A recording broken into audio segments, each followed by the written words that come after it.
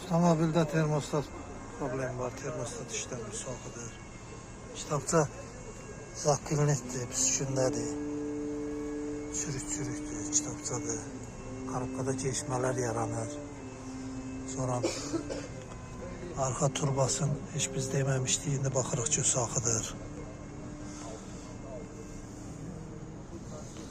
Bura. Suyu görsüz. İki şeyler var, onlar değişir. Yenisiyle əvəz olacaqdır. Yeniler de buradadır. Ne bakayım bu kırlık tarafı? Kitapçanın içine bak adam. Günə gündədir.